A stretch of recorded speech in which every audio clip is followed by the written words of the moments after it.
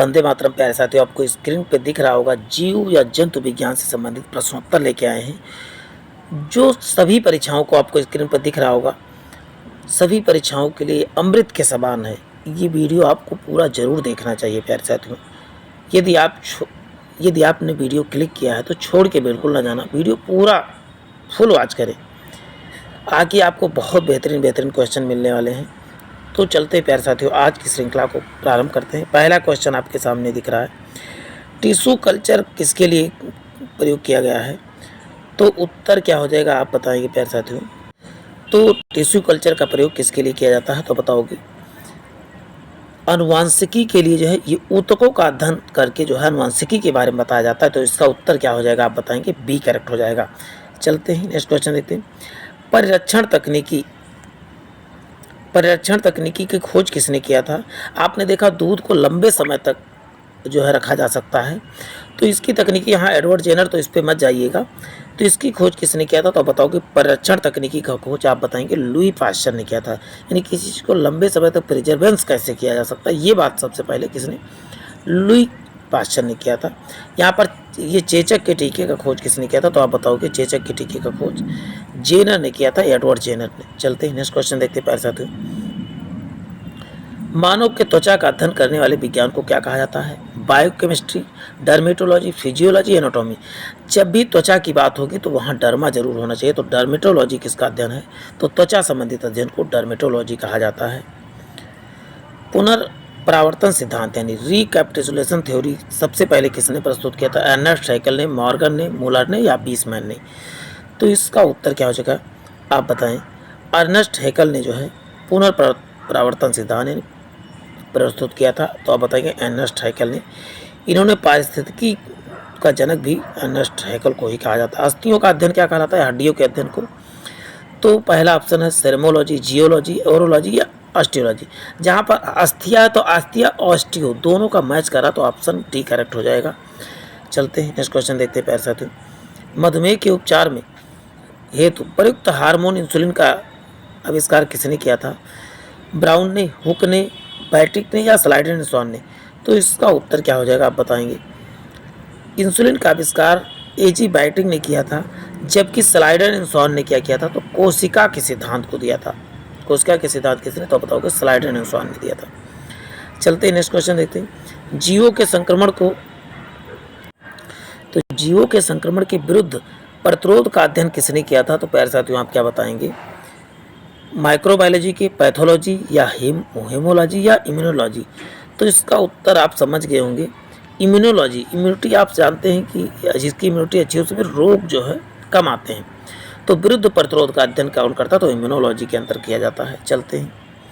रक्त समूह का आविष्कार किसने? रॉबर्ट कोच ने, लुई पाश्चर ने, लैंडस्टीनर, विलियम हार्वे ने? तो रक्त समूह की खोज किसने किया था तो आप बताओगे लैंडस्टीनर तथा वीनर ने किसका रक्त समूह की खोज किया था। चलते हैं नेक्स्ट क्वेश्चन देखते हैं प्यारे साथियों। बने रहें। पेलियोओंटोलॉजी किसका अध्ययन किया था? यहाँ ओठोलॉजी लिखा है, पोलियोओंटोलॉजी कह रहे थे, प्राइमेट्स का, जीवाश्म का, दिमाग का, पादप का। तो पेलियोओंटोलॉजी के अंतर्गत किसका अध्ययन करते हैं तो प्यारे साथियों बताओगे जीवाश्म या फोसाइल का अध्ययन किसके अंदर किया जाता है तो बताओगे पेलियोओंटोलॉजी के अंतर्गत किया जाता है। लेप्रोसी बैसिलस का आविष्कार किसने किया?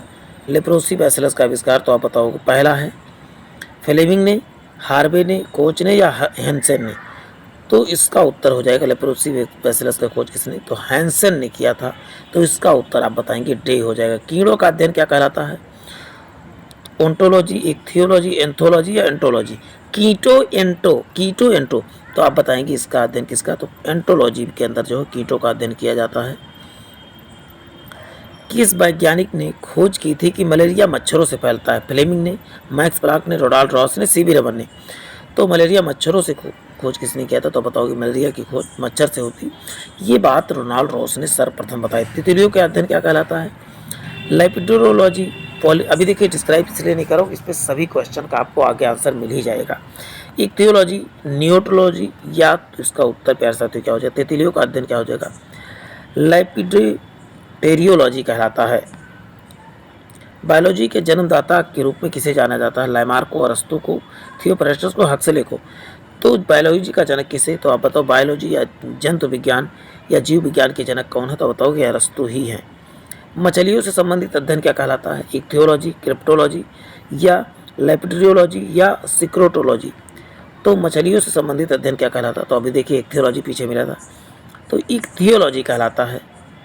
पेनिसिलिन की खोज सर्वप्रथम किसने किया था, इयान फ्लेमिंग ने, लुई पास्चर ने, एडवर्ड जेनर ए फ्लेमिंग ने। तो पेनिसिलिन की खोज किसने किया था, तो बताओगे अलेक्जेंडर फ्लेमिंग ने पेनिसिलिन की खोज किया था, यानी ऑप्शन क्या हो जाएगा, डी करेक्ट हो जाएगा। चलते आर्निथोलॉजी में किसका अध्ययन किया था, आर्निथोलॉजी में चमगादड़ का, मछली का, पक्षी का, स्तनधारी का। तो आर्निथोलॉजी जब भी कहा जाएगा तो आप बताओगे पक्षी का अध्ययन किया जाता है। पक्षियों की हड्डियाँ कैसी होती, तो आप बताओगे खोखली होती हैं। प्रथम एंटीबायोटिक की खोज किसने किया था, तो लुई पास्चर ने, ए फ्लेमिंग में या डब्ल्यू फ्लेमिंग या सी वाइसमैन ने। तो प्रथम वैक्सीन की खोज किसने किया था, तो बताओगे अलेक्जेंडर फ्लेमिंग ने प्रथम वैक्सीन की खोज की थी। चलते हैं हिमेटोलॉजी किससे संबंधित है, जीवद्रव्य से, कोशिका से, ऊतक से, विषाणु से। हिमेटोलॉजी किससे संबंधित है, तो आप बताओगे ऊतक से है। यहाँ पर हिमटो की जगह हिस्टो कर लीजिएगा। हिस्टोलॉजी किससे संबंधित है, तो आप बताओगे हिस्टोलॉजी जो है ऊतक से संबंधित है। हिमटो की जगह हिस्टो कर लेना है, बस करेक्ट हो जाएगा। लुई पास्चर किसकी खोज किए थे, रेबीज रोधी, पेनिसिलिन का, पोलियो टीका का, इंसुलिन का। तो लुई पास्चर ने किसकी खोज किया था, तो आप बताओगे रेबीज के टीके का खोज किसने किया था, बताओगे लुई पास्चर ने किया था। चलते हैं नेक्स्ट क्वेश्चन देखते हैं। घाव का अध्ययन क्या कहलाता है, ट्रोमेटोलॉजी, ड्रामेटोलॉजी, कोलोलॉजी या ओन्कोलॉजी। तो इसका उत्तर घाव के अध्ययन को बोलते हैं ट्रोमेटोलॉजी कहा जाता है, जबकि कैलोलॉजी सौंदर्य विज्ञान के अध्ययन को कहते हैं, डर्मेटोलॉजी क्या कहते हैं, त्वचा विज्ञान के अध्ययन को, और कैंसर के अध्ययन को ओन्कोलॉजी कहा जाता है। आधुनिक एंटीसेप्टिक के जनक कौन है, पास्चर है, हार्वे हैं, लिस्टर हैं या जेनर है। तो इसका उत्तर क्या हो जाएगा, आधुनिक एंटीसेप्टिक के सर्जरी के जनक आप बताओगे लिस्टर हो जाएंगे, यानी ऑप्शन सी करेक्ट हो जाएगा। मानव त्वचा का अध्ययन करने वाली विज्ञान क्या कहलाती है, अभी क्वेश्चन आ चुका है। तो इसका उत्तर त्वचा के अध्ययन को डर्मेटोलॉजी कहा जाता है। किसके द्वारा आनुवंशिकता के विज्ञान की आनुवंशिकी कहा था, मूलर ने, वाटसन ने, एडवर्ड मेंडल ने या कोरेंस ने। तो किसने आनुवंशिकी कहा था, तो आप बताओगे वाटसन ने जो है आनुवंशिकी विज्ञान को, आनुवंशिकता के विज्ञान को आनुवंशिकी कहा था। अस्थियों का अध्ययन क्या कहलाता, तो आप बताओगे ऑस्टियोलॉजी कहलाता। क्वेश्चन रिपीटेड है, तो आपके लिए फ़ायदा ही है कि रिवीजन हो रहा है एक ही वीडियो में कई बार। विकास का सिद्धांत किसने प्रतिपादित किया था, मेंडल ने, डार्विन ने, पास्चर ने या अरस्तु ने। तो इसका उत्तर क्या हो जाएगा, विकास का सिद्धांत सर्वप्रथम किसने प्रतिपादित किया, तो आप बताओगे डार्विन ने प्रस्तुत किया था। चलते हैं जीवों के संक्रमण के विरुद्ध प्रतिरोध का अध्ययन क्या कहलाता है, माइक्रोबायोलॉजी, पैथोलॉजी, होम्योलॉजी, इम्यूनोलॉजी। तो इसका उत्तर क्या हो जाएगा प्यारे साथियों, इम्यूनोलॉजी कहलाता है। जीवों के संक्रमण के विरुद्ध प्रतिरोध का अध्ययन क्या कहलाता है, तो बताओ इम्यूनोलॉजी कहलाता है। चलते हैं डीएनए की संरचना को सबसे पहले किसने रेखांकित किया था, वाटसन क्रिक ने, स्टीफन हॉकिंस ने, मेघनाथ साहा ने, अलेक्जेंडर फ्लेमिंग ने। तो इसका उत्तर क्या हो जाएगा, वाटसन तथा क्रिक ने डीएनए की डबल हेलिक्स मॉडल को जो है सबसे पहले प्रतिपादित किया था। पेलियोंटोलॉजी, यहाँ फिर देखिए पेलियोंटोलॉजी होना चाहिए, तो इसका किसका अध्ययन किया था, तो बताओगे जीवाश्म का अध्ययन या फॉसाइल का अध्ययन किया जाता है। चलते हैं हृदय का पहला प्रतिस्थापन किसने किया था, यानी हृदय को पहली बार किसने जो प्रतिस्थापित किया था, तो इसका उत्तर पहला हो जाएगा Louis Pasteur, Christian Bernard, William Harvey या हॉपकिंस ने। तो इसका उत्तर क्या हो जाएगा, क्रिश्चियन बर्नार्ड ने सबसे पहले जो है हृदय का प्रतिस्थापन किया था, सर्जरी किया था। कीड़ों का अध्ययन क्या कहलाता है, तो कीड़ों का अध्ययन ये बात हो चुकी, कीटो एंटो आपको याद करके कीड़ों का अध्ययन एंटोमोलॉजी कहलाता है। इनमें से किस वैज्ञानिक को, कौन से जिसने पहली बार रुधिर प्रसंचरण की व्याख्या किया था, तो हो जाएगा रुधिर प्रसंचरण, तो विलियम हार्वे ने पहली बार जो रुधिर प्रसंचरण की व्याख्या किया था। तितलियों का अध्ययन क्या कहलाता है, लेपिड्रियोलॉजी, पोलिनोलॉजी, इक्थियोलॉजी या लियोनोलॉजी। तो आप क्या बताएंगे तितलियों का अध्ययन क्या कहलाता है, तो लेपिड्रियोलॉजी कहलाता है। देखिए आपका रिवीजन बहुत बेहतरीन हो रहा है प्यारे साथियों। एडवर्ड जेनर ने किसका, चेचक का, लकुआ का, विसूचिका का, आंत्रशूजर का। तो एडवर्ड जेनर ने जो है चेचक के टीके का खोज किया था, तो इसका उत्तर ए करेक्ट हो जाएगा। मछलियों से संबंधित अध्ययन को क्या कहा जाता है, तो बताओगे इक्थियोलॉजी कहलाता है। देखिए आप मन में सोचिए कि पिछला जो पढ़ा आपको याद हुआ, तो आपको लगा होगा कि हाँ मछलियों के अध्ययन को इक्थियोलॉजी, मकड़ियों को अधिक लेपिड्रियोलॉजी कहा जाता है। स्टेथोस्कोप का आविष्कार सेबिन ने किया, पास्चर ने, जेनर ने या लाइनिन ने। तो स्टेथोस्कोप का आविष्कार किसने किया था? तो बताओ लेनी ने जो किया था। स्टेथोस्कोप जो डॉक्टर लिए रहते हैं ना, स्टेथोस्कोप। ऑर्निथोलॉजी में किसका अध्ययन होता है? चमगादड़ का, मछली का, पक्षी का या स्तनधारियों का? तो साथ साथ आप कमेंट बॉक्स में आंसर जरूर करते रहें। तो इसका उत्तर प्यारे साथियों क्या हो जाएगा? पक्षी का अध्ययन क्या करते हैं? तो ऑर्निथोलॉजी के अंतर्गत किया जाता है। निम्न में से किसके प्राकृतिक वर्ण या सर्वोत्तम उत्तरजीविता का सिद्धांत प्रतिपादित किया था? मेंडल ने, डार्विन ने, लामार्क ने, डीब्रिज ने? तो किसने किया था? तो आप क्या बताओगे प्यारे साथियों? डार्विन ने क्या किया था? उत्तरजीविता, क्या सर्वोत्तम उत्तरजीविता का सिद्धांत दिया था। तो आप बताओगे डार्विन ने दिया था। चलते हैं, हिम्टोलॉजी में किसका अध्ययन करते हैं? जीव द्रव्य में का, कोशिका का, ऊतक का, विषाणु का? हिस्टो, फिर देखिए हिम्टो लिखा, हिस्टोलॉजी के अंतर्गत किसका अध्ययन करते हैं? तो आप बताओगे ऊतक का अध्ययन करते हैं। अब देखिए ये चीज़ें याद नहीं होती, थोड़ा टफ होती, तो इसीलिए रिवीजन हो रहा है। तो आपका दो बार आ रहा, तो ये चीज़ें आपको याद हो जाएंगी। बीच बीच में आपको रिवीजन भी हो रहा है। आपको बता दूं, संविधान से संबंधित पहले ही बेहतरीन क्वेश्चन को पढ़े हुए हैं, तो उसको भी चैनल पर विजिट करके देख सकते हैं। हरगोविंद खुराना ने किस क्षेत्र में प्रतिष्ठित नोबेल पुरस्कार मिला था? तो इसका उत्तर क्या हो जाएगा? आप बताएंगे चिकित्सा विज्ञान के क्षेत्र में मिला था। नेक्स्ट क्वेश्चन देखते हैं प्यारे साथियों, घाव के अध्ययन को क्या कहते हैं? ट्रोमेटोलॉजी, ट्रेमेटोलॉजी, कैलोलॉजी या ओन्कोलॉजी? घाव से संबंधित अध्ययन को क्या कहा जाता है? तो आप बताओगे ट्रोमेटोलॉजी। देखिए ये भी रिवीजन हुआ है आपका, तो दोबारा मिलेगा तो ये सब चीज़ें टफ होती हैं, तो उनको रिवीजन बार बार जान के शामिल किया जा रहा है। जीवाणु की खोज किसने किया? रॉबर्ट हॉक ने, टोरी सेलिन, लुई पास्चर ने या लुईवेनहॉक ने? तो जीवाणु की खोज किसने किया? तो आप बताओगे लुईवेनहॉक ने जीवाणु की खोज किया था। साथ साथ जितने भी लोग लाइव हैं वो कमेंट बॉक्स में आंसर जरूर करते रहें। जब कमेंट बॉक्स में करेंगे, आप गलतियां करें तो वो चीज़ें आपको परमानेंट याद हो जाएंगी। कैंसर संबंधी अध्ययन को क्या कहा जाता है? तो कैंसर संबंधी अध्ययन को ओन्कोलॉजी कहा जाता है। चलते हैं, नेक्स्ट क्वेश्चन देखते हैं, फिलोसफी ऑफ जूलॉजी किसकी पुस्तक है? डार्विन की है, डीब्रिज की है, मेंडल की है, लामार्क की है? फिलोसफी ऑफ जूलॉजी के लेखक कौन? तो बताओ कि लामार्क हैं। चलते हैं, नेक्स्ट क्वेश्चन देखते हैं, मोलस्का समूह के जंतुओं को कवच का अध्ययन कहलाता है। क्या उनके अध्ययन को क्या बोलते हैं प्यारे साथियों? तो क्या हो जाएगा इसका उत्तर? कोकोलॉजी कहलाता है। मोलस्का संबंधी जीवों को के अध्ययन को कोकोलॉजी कहा जाता है। प्लवमान जीव के सिद्धांत का प्रतिपादन सर्वप्रथम किसने किया था? कुलिंगटॉक ने किया, हर्टज ने, मेंडल ने, मॉर्गन ने? तो इसका उत्तर क्या हो जाएगा? मेलिंगटॉक ने क्या किया था? प्लवमान जीव, प्लवन की बहने वाले जो पानी में होते हैं, उसके सिद्धांत किसने प्रतिपादित किया? तो मेलिंगटॉक ने किया था। मनुष्य के वातावरण में सुधारने वाली नस्ल का सुधार कहलाता है जीवाश्म विज्ञान, उद्विकास या यूजेनिक्स या यूथेनिक्स? तो जो सुधार का अध्ययन क्या कहलाता है? तो बताओ यूथेनिक्स कहलाता है। तो इसका उत्तर क्या हो जाएगा? डी करेक्ट हो जाएगा। डीएनए संश्लेषण का प्रतिपादन सर्वप्रथम किसने किया?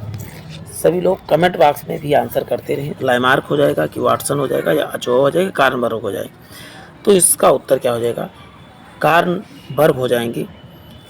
संश्लेषण यानी कि डीएनए संश्लेषण का सर्वप्रथम प्रतिपादन किसने किया था? तो बताओ कार्नबर्ग ने किया था। नलिका विहीन ग्रंथियों का अध्ययन वाली जंतु विज्ञान की शाखा को क्या कहा जाता है? तो इस नलिका विहीन, तो इसका उत्तर क्या हो जाएगा? एंड्रोक्राइनोलॉजी कहा जाता है नलिका विहीन ग्रंथियों का अध्ययन को। अनुवांशिकता का नियम का सिद्धांत किसने जन्मदाता है? कौन जन्मदाता है? किसने प्रतिपादित किया था? मेंडल ने, लामार्क ने, डार्विन ने या वेलेस ने? तो इसका उत्तर क्या हो जाएगा? आपको बता दूं, मेंडल ने अनुवांशिकता के सिद्धांत को सर्वप्रथम प्रतिपादित किया था। उस विज्ञान को जो अनुवांशिकता के नियमों को मानव द्वारा जाति की उन्नति का अध्ययन करता है, क्या कहलाता है? तो उसे कहते हैं यूजेनिक्स कहा जाता है। जो कहते हैं कि अनुवांशिकता के नियमों द्वारा मानव जाति की उन्नति का अध्ययन करता है, तो आप बताओगे यूजेनिक्स के अंतर्गत किया जाता है। प्राकृतिक वर्णवाद विशेष संबंध किससे है? तो आप क्या बताएंगे? इसका संबंध किससे? तो चार्ल्स डार्विन से संबंधित है। आप चलते हैं, कीटों से संबंधित जीव विज्ञान की शाखा क्या कहलाती है? माइलोलॉजी, इक्थियोलॉजी, डर्मेटोलॉजी, ऑर्निथोलॉजी? तो इसका उत्तर क्या हो जाएगा? एंटोमोलॉजी कहलाता है। पारिस्थितिकी विज्ञान इकोलॉजी का संबंध किससे है? शारीरिक संरचना या वातावरण से, तंतु से, चिड़िया से, कोशिका संरचना से? तो इसको आपको समझ में आ गया होगा, वातावरण या शरीर संरचना से संबंधित है। चलते हैं, नेक्स्ट क्वेश्चन देखते हैं, मछलियों और उनसे संबंधित उद्योगों का अध्ययन किससे किया था? इक्थियोलॉजी, मैमोलॉजी, हेलमिन्थोलॉजी या प्रोटोजोलॉजी? तो मछली जब भी शब्द मिल जाए तो वहाँ पर इक्थियोलॉजी ही कहा जाता है, लेकिन इसके यदि कहा जाए मछलियों को उत्पादन को क्या कहते हैं तो बोलते हैं पीसी कल्चर कहा जाता है। रक्त में एंटीबॉडी या एंटीजन का अध्ययन को क्या कहा जाता है, तो इसका उत्तर प्यारे साथियों क्या हो जाएगा, सीरोलॉजी कहलाता है, एंटीजन या एंटीबॉडी का अध्ययन। चलते हैं नेक्स्ट क्वेश्चन देखते हैं। जंतु विज्ञान की वह शाखा जिसके अंतर्गत जंतु की बाहरी आकृति या बाहरी संरचना का अध्ययन किया जाता है क्या कहलाता है, तो इसका उत्तर कहते हैं मॉर्फोलॉजी। बाहरी आकृति का अध्ययन करते हैं उसे क्या कहा जाता है, तो बताओ मॉर्फोलॉजी कहा जाता है। जनसंख्या के अध्ययन को बोलते हैं डर्मेटोलॉजी, डेमोलॉजी कहलाता है। चलते हैं प्यारे साथियों नेक्स्ट क्वेश्चन देखते हैं। जंतु विज्ञान की वह शाखा जिसके अंतर्गत आनुवंशिक लक्षणों तथा उसकी वंशानुगति का अध्ययन किया जाता है उसका क्या है, तो जेनेटिक्स के अंतर क्या है, आनुवंशिक लक्षणों तथा उनके वंशानुगति का अध्ययन किया जाता है। आनुवंशिकी किससे संबंधित है, तो आप क्या बताओगे, आनुवंशिकी आनुवंशिकता से संबंधित है, यानी ऑप्शन क्या हो जाएगा, सी करेक्ट हो जाएगा। इतिहास से संबंधित वीडियो भी ढेर सारे अपलोड है तो उसको भी पढ़ सकते हैं इस चैनल पे अपलोड। जंतु और उसके आसपास वातावरण संबंधी अध्ययन को क्या कहते हैं, तो उसे क्या कहा जाता है, तो उसका उत्तर क्या हो जाएगा, पारिस्थितिकी कहलाता है। जंतु और उसके आसपास के वातावरण के अध्ययन को। जेनेटिक्स में किसका अध्ययन किया जाता है, तो आनुवंशिक गुणसूत्र का, मांसपेशियों के अध्ययन को, कोशिका का, निद्रा अध्ययन का। तो आनुवंशिक के गुणसूत्रों का अध्ययन किया जाता है। मांसपेशियों का अध्ययन कहलाता है, तो आप बताओगे मैस्थोलॉजी, नेफ्रोलॉजी, माइकोलॉजी या मायोलॉजी, तो मांसपेशियों का अध्ययन क्या कहलाता है, तो बताओ मायोलॉजी कहलाता है। चलते हैं। पीडियाट्रिक निम्नलिखित में से किसका अध्ययन से संबंधित है, शिशु रोग से, नेत्र रोग से, अस्थि रोग से या हृदय रोग से, तो इसका उत्तर क्या हो जाएगा, पीडियाट्रिक्स किससे संबंधित, तो आप क्या बताओगे प्यारे साथियों, शिशु रोग से संबंधित है। चलते हैं। जनसंख्या के अध्ययन क्या कहलाता है, तो बताओगे डेमोग्राफी जनसंख्या के अध्ययन कहलाता है। चलते हैं। ओन्कोलॉजी का संबंध किससे है, तो यहाँ पर बताएंगे कैंसर से संबंधित है। ओन्कोलॉजी कई बार आ चुका है। मधुमक्खियों का पालन क्या कहलाता है, तो आप बताओगे एपी कल्चर कहलाता है मधुमक्खियों का पालन, यानी ऑप्शन सी करेक्ट हो जाएगा। जेरोंटोलॉजी का संबंध क्या है, तो बताओ वृद्ध का अध्ययन क्या कहलाता है, तो बताओ जेरोंटोलॉजी यानी वृद्ध व्यक्तियों का अध्ययन जेरोंटोलॉजी। रेशम पालन क्या कहलाता है, तो बताओ रेशम पालन क्या होता है, सेरीकल्चर कहलाता है। एपी कल्चर किसे, तो आप बताओगे कि शहद के अध्ययन को कहते हैं, मधुमक्खी के अध्ययन को एपी कल्चर कहा जाता है। विज्ञान के शाखा न्यूरोलॉजी में किसका अध्ययन करते हैं, तो आप बताओगे स्नायु तंत्रों का या तंत्रिका तंत्र का अध्ययन किया जाता है न्यूरोलॉजी में। भूगोल से संबंधित वीडियो भी पहले पर अपलोड हैं, दिवस से संबंधित वीडियो भी अपलोड हैं, तो इन सबको भी, नदियों से संबंधित ये सब जाके चैनल पे पढ़ सकते हैं। तो प्यारे साथियों आज के लिए इतना ही, फिर मिलते हैं एक नए सेशन में। जय हिंद, जय भारत।